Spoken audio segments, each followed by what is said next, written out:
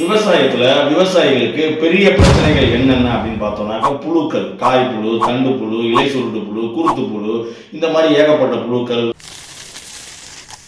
சாருண்டு பூச்சிகள் எடுத்தோம்னாக்கா பேனு, செம்பேனு, இலைப்பேனு, அசுனி பூச்சி, மாவு பூச்சி, அது போக இல்லாமல் காண்டாமிருக வண்டு, சிகப்பு கூன் வண்டு, ஹட்டா வண்டு, இதெல்லாம் போக இந்த பக்கம் நோய்கள் எடுத்தோம்னாக்கா அழுகல், வேரழுகல், தண்டல்கள், காயல்கள், இலையல்கள், வாடல், வேர்வாடல், காய்வாடல், அது போக இல்லாம குலை நோய், மேல் சாம்பல் நோய், அடிச்சாம்பல் நோய், இலைப்புள்ளி நோய், இந்த மாதிரி நோய்கள் இப்பவே கண்ணை கட்டுது.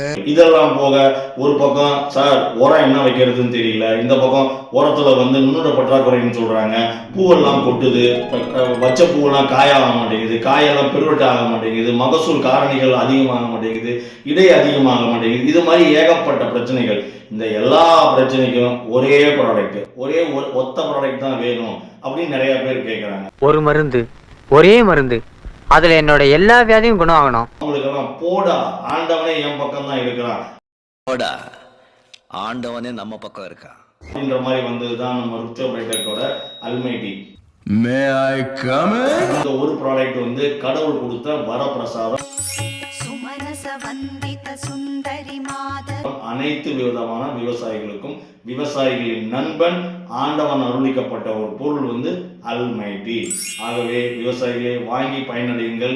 எல்லா பிரச்சனையிலிருந்து நிவர்த்தியாகி நிம்மதியா படுத்துங்க. ஓகே, இன்னும் ஏண்டா முடிச்சுக்கிட்டு இருக்க? தேங்க்யூ. வாங்க சந்தோஷமா போங்க.